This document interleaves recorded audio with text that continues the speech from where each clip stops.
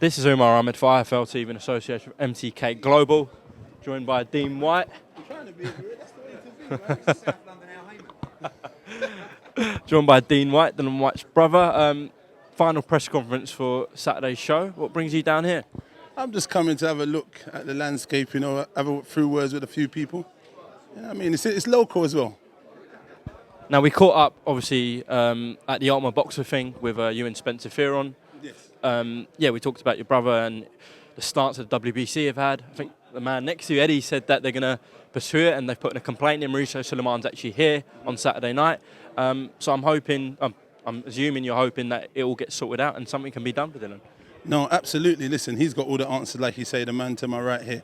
He's got all the answers. They know what's going on. And if they don't know what's going on, maybe they can put some pressure on some people and get the answers. You know what I mean? Well on, big man. The boss man, yeah? He's trying to come and intimidate me. Come, man, come in here, man. This boss man here, come in here, man. He's trying to intimidate me, bro. Please, I you're couldn't please. You're in South London. I'm lonely Sri Lankan warrior. Right, well, yeah, Lawrence Okolie's on this bill. We all know. Yeah, I've seen him over there. I'll have a word with him in a minute. You know what I mean?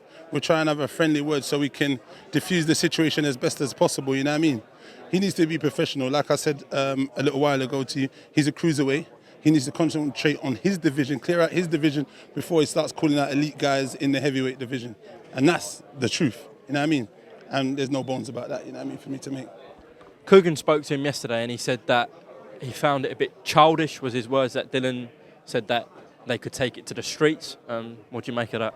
What I'd say to that is, let's reverse this. I believe it's childish, the comments he made, and him putting out a video of sparring. That was ridiculous. Like, what level are you at? That's childhood stuff. That they always say sparring should be kept in the gym. You shouldn't have been putting up clips of sparring, and you put up a 20-second clip. It was ridiculous. What you should have done as a man, if you're saying to someone you genuinely believe you can beat them, that's fair and square. You're a man. You're a man of honor. Most boxers are. So if you believe in yourself and have confidence, no one has no one's got a problem with that. Do you know what I mean? So.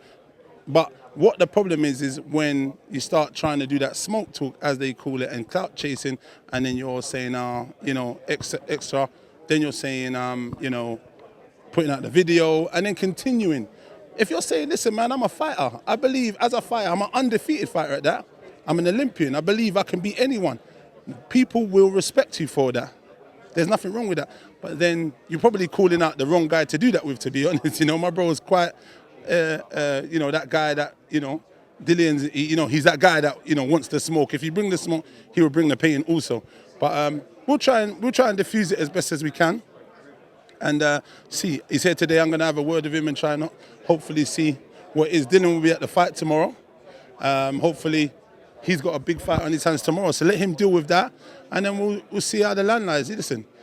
There's no need for this to get out of hand, but it can easily get out of hand. You know, boxers, you know, they're fighters by nature, and egomaniacs at times. So, you know, we don't want anyone to challenge anyone's ego and it goes somewhere it doesn't need to. These guys are athletes who should be role models and people to look up to. So they've got that to look into as well. You know what I mean? But they're men as well. So when you have a word with him, can I film it? Possibly, you can definitely have a film. Here he goes over there, but he's gone the wrong way. I could have pulled him just now, but yeah, no problem.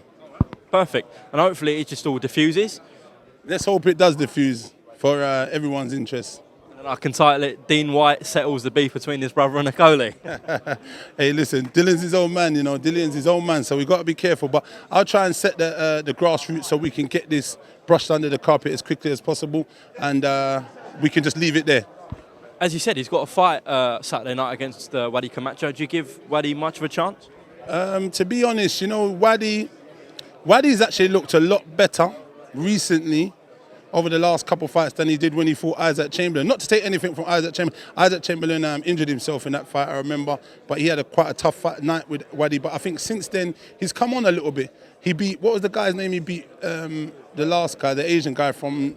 Arthur Nickbal. Yeah, and Arfan's actually a very, very good boxer, but I don't think he's had the experience as Wadi and stuff, and he managed to get him out of there, you know, I think. So, I don't know. I don't believe he's got Okolie's number in this one, but you know we'll see. You know what I mean? I actually know Whyte. I wish him all the best, and I hope the best man wins. But I think Okolie is quite big for this weight, and he's quite strong, and his style, his boxing style, is probably tailor-made for Camacho. So listen, I think Whyte might have taken one too many hits, and I think he punches a bit too hard. So listen, only on fight night we're going to know, and we've only got a couple of days to wait.